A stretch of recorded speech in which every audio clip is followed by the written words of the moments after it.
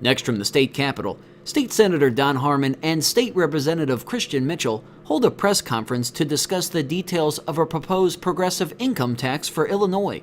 This runs about 12 minutes. Introduced the resolution yesterday. We already have 38 co-sponsors.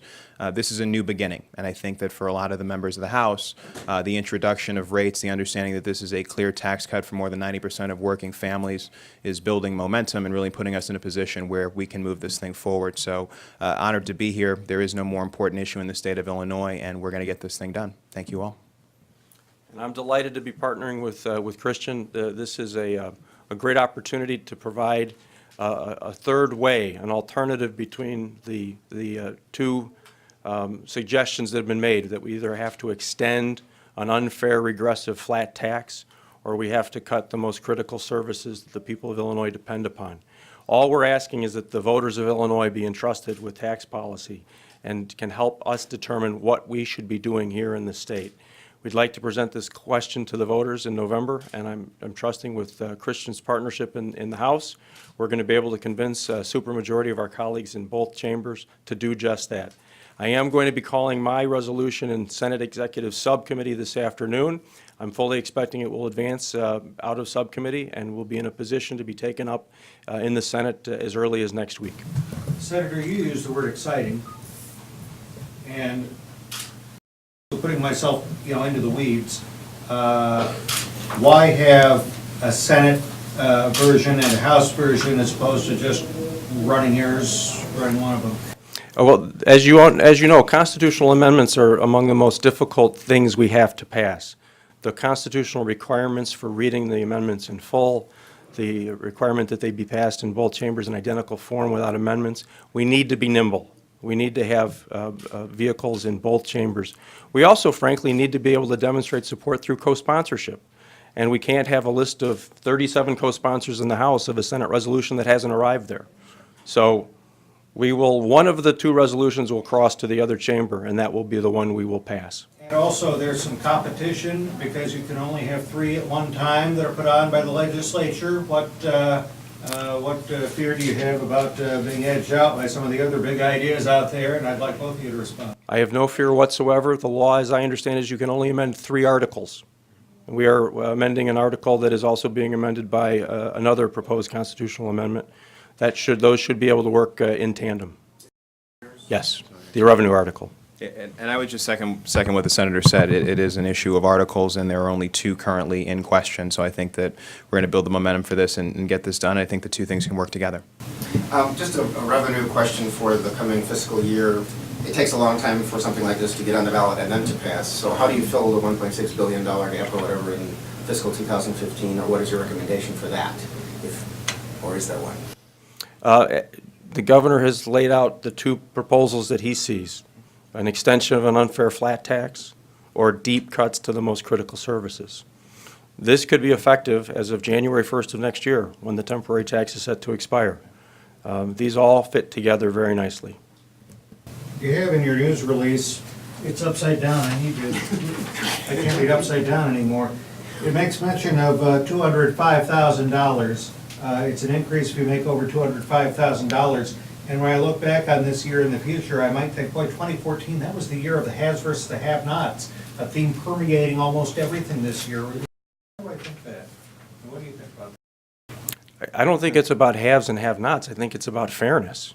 This is a fundamental issue of equity.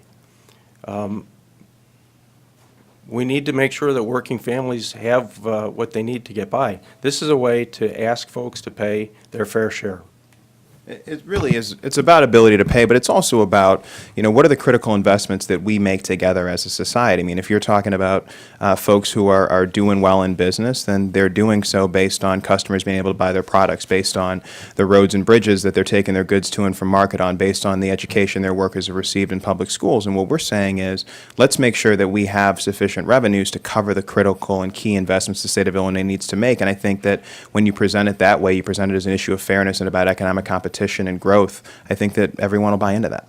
Representative Mitchell, if I have the right issue, I think there was somebody sending around a petition saying we're against this and it's all the Republicans and Jack Franks and you need everything to to get this on the ballot. So are you going to get Republican votes or change Jack, or what's your plan to move things forward when everybody's against it? Well, look, we've had a lot of big issues in the House this year. I remember, for example, on marriage equality, you had initial opposition from the entirety of one side of the chamber. You had Democrats who had issues with it, and over time, as they're presented with more information, as they hear from their constituents, people start to involve. So I think that, I'm certainly going to put in the work. I know Senator Harmon's going to put in the work in the Senate, and I think that when people are hearing from their constituents about how much this means to them, about how much a real tax cut would mean in terms of somebody's ability to provide for their family, they're going to start to move. And I have faith that they will. And this is not a partisan issue. People have to understand this. 94% of families across Illinois will see a tax cut. I think more than 94% of those families may well be Republicans. If you think about it, the income skews towards the Chicago metropolitan area. So if you look at some of the downstate districts represented by Republicans, I imagine more than 94% of those families are going to get a tax break. And I think our colleagues in the General Assembly are savvy enough to recognize this is good for the people I represent, and I darn well better be for it. Are you going to adjust for inflation? Are you going to have like a 5-year, 10-year look ahead? Is this a silly question? It's not a silly question, but I'd say no. But we're here every year, and we adjust tax policy when we need to adjust tax policy. And there's no way to include rates in the amendment itself? It would be very unwise to do. The Constitution is not a tax code. We need to provide the framework and the principles, and then the legislature enacts enabling legislation. People who don't like legislators, and there are a few out there, I think. No. No. They're going to say, Not in this room, they're just surely. saying, trust us, and how can we trust them? So how can we trust them? On rates. Well, I think part of it is that, look, we've got a proposal, and it is just a proposal. First question is the constitutional one, but we're saying, look, here's the kind of sample framework that we think makes sense, that we could be supportive of, and it lowers rates for 90% of people. So this is what we're kind of putting our weight behind. So I think when you do that, it gives people some transparency into what you're thinking about. We can raise or lower taxes today, but with the tools we have, we can't lower the tax rate on a minimum wage worker or a family making $60,000 without also lowering the tax rate on someone making $50 million a year. That's why our hands are tied, and that's why we need the fair tax. Well, so the Millionaires Amendment proposes a 3% surcharge constitutionally on income in excess of $1 million.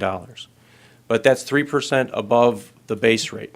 The base rate is what would be determined either by the current law or by the fair tax. So they work together to create an overall rate applicable to incomes in excess of $1 million. It's an important tool, especially with the Millionaires Amendment in play. So that would be 3% on top of the base rate? Correct. And what is, under the fair tax, what would be the upper rate on the people that would be impacted by it? Well, now, the rate structure we proposed does not contemplate the Millionaires Amendment. So we've created a tax structure that exists without the Millionaires Amendment. It would be one we could easily revisit if the Millionaires Amendment were to be approved, to make sure we have a fair and rational tax structure that includes the Millionaires Amendment. Going back to not planning for inflation, sorry to keep going back to this, but yes, you are here every year, but how can we be sure that, it's going to be palatable every year to adjust it? Because, for example, we had the proposal for a gas tax the other day that hasn't been increased for 24 years. That hasn't taken into account the price of gas, and things that are going a lot around in the world of technology, in the Middle East where we get our taxes, whatever. Anyway, how can we be sure? Is that just not palatable? Is it too much, is biting off too much that you can chew to chain it to inflation?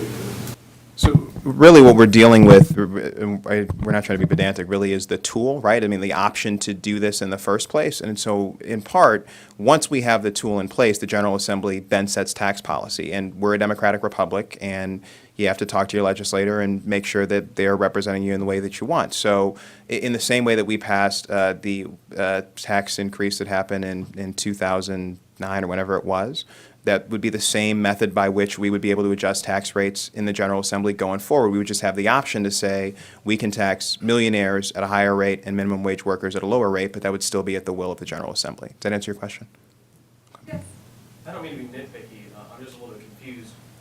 Against these bracketed rates, and then you're saying if there's a millionaire's tax passed, you might change these rates. Are these the rates or aren't they? No, that's not what we're saying. Okay, well, So What we're saying is that we've proposed a comprehensive rate structure that works with or without a millionaire's amendment. If the political decision is that with the millionaire's amendment, the rate applicable to incomes in excess of $1 million is too high, we can adjust that. We have that flexibility, if we have the fair tax. But who would determine if it's too high? I mean, you have millionaires now that would say your tax is going to be too high.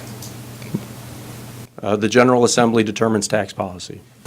Are you concerned, as you've already heard the statistics, the arguments that people are fleeing Illinois, that Doug Overhelman from Caterpillar said, we're not going to consider building a new plant. They build their new plants outside the state. You apparently are not buying the argument that businesses won't be turned off by this. Would you respond to why not, and to what extent have you talked to the business community about that issue? Illinois is a phenomenal place to do business. We have world-class university and research institutions. We have the best transportation system in the country. We've got roads, rail, the world's busiest airport at one time, but you can get to any business center in the world with one flight. We have such incredible advantages here in Illinois, an educated workforce. We need to capitalize on all that. Tax rates matter less to business than tax stability and predictability, and that's what we're offering. We're offering a long-term solution to this alternative of coming down here and tweaking the tax code every year. We're offering stability, predictability, and a good business environment. So you've got less than a month before constitutional amendments have to be passed. What is your ground game? Is there going to be a campaign so the constituents can pester their lawmakers? What's going to happen? That's ongoing on a massive scale, and most of our colleagues are hearing from constituents who are very much in favor of the fair tax. You're watching the Illinois Channel, an independent nonprofit corporation formed to provide gavel-to-gavel coverage of Illinois state government and other public affairs events taking place across Illinois.